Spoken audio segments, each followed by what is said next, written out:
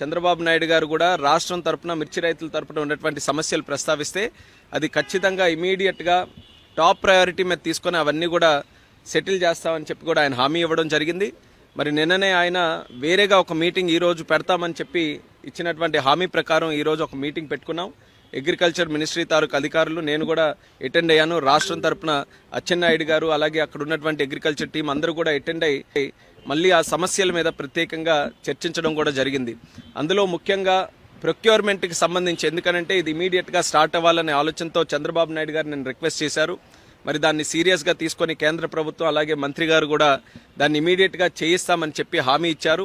వీలైనంత త్వరగా కేంద్రం నుంచి కూడా డిఫరెన్స్ ఆఫ్ ప్రైస్ ఏదైతే ఉందో దాన్ని పే చేయడానికి ఏదైతే 25% వరకు వాళ్ళకి MIS minimum market intervention scheme ద్వారా ఉందో దాన్ని పొడిగిస్తూ 75% వరకు కూడా కమిటీ ఆఫ్ మినిస్టర్స్ ద్వారా అప్రూవల్ తీసుకొని 75% వరకు కూడా చేస్తామని చెప్పి స్పష్టంగా హామీ కూడా ఇవ్వడం జరిగింది.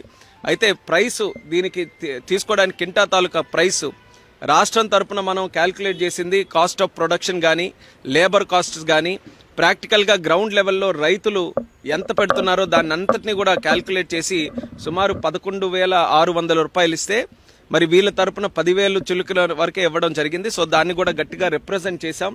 ఎట్టి పరిస్థితుల్లో క్వింటా తాలూకా ప్రైస్ ఏదైతే దీనికోసం క్యాల్కులేషన్కి యూజ్ చేస్తున్నామో అది పెంచాలి. 11,600 అయినా దానికంటే ఇంకెక్కువ వస్తే ఎక్కువైనా సరే పెట్టాలని చెప్పాం.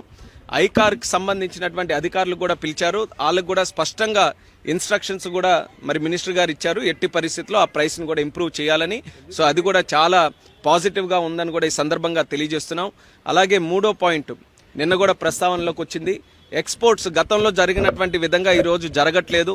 దానికి ఇంటర్నేషనల్ జియోపొలిటికల్ ఇష్యూస్ కొన్ని ఉన్నాయి. అయినప్పటికీ కూడా ఆ ఓపెన్ ఎలా చేస్తాం, ఎక్స్పోర్ట్స్ని మళ్ళీ మనం ఎలా ప్రోత్సహించాలి అనే ఆలోచనతో దాని మీద కూడా చర్చిస్తే దాని మీద కూడా కొన్ని నిర్ణయాలు చర్చలో వచ్చాయి. ఆ నిర్ణయాలని ఏ రకంగా అమలులోకి తీసుకొని రావాలన్న దాని మీద రాష్ట్రంలోనే ఎక్స్పోర్ట్స్కి సంబంధించి ఎక్స్పోర్టర్స్, దీనికి ఈ యొక్క చిల్లీ ఫీల్డ్కి సంబంధించిన ఎక్స్పోర్టర్స్ కానీ ఎఫ్పిఓస్ కానీ రైతులు కానీ అందరినీ కూడా కూర్చొని పెట్టి వాళ్ళ ద్వారానే సమస్యలు ఏమున్నాయో తెలుసుకొని దానికి హెల్ప్ చేసే విధంగా చర్యలు తీసుకోవాలని ఒక నిర్ణయం తీసుకున్నాం.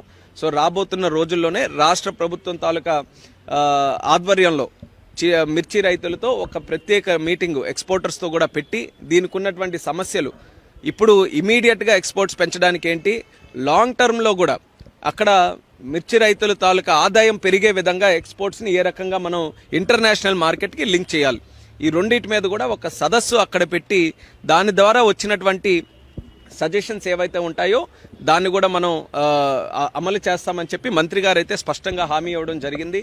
ఆయన కూడా చెప్పారు ఆయన మాటల్లోనే, చంద్రబాబు నాయుడు గారు అంటే చాలా గౌరవం, ఒక విజనరీ లీడర్. ఆయన ఒక సమస్య తెచ్చారనంటే అది స్పష్టంగా ఎంతో ఇంపార్టెంట్ అయితే కానీ ఇక్కడ వరకు తీసుకొని రారన్న ఆలోచనతో టాప్ ప్రయారిటీగా మినిస్టర్ గారు కూడా తీసుకున్నారు. ఆయన కూడా ఎంతో డెడికేషన్గా ఎక్కడ రైతుకి సమస్య ఉంటే వాళ్ళతో నిలబడేటటువంటి వ్యక్తి శివరాజ్ సింగ్ చౌహాన్ గారు.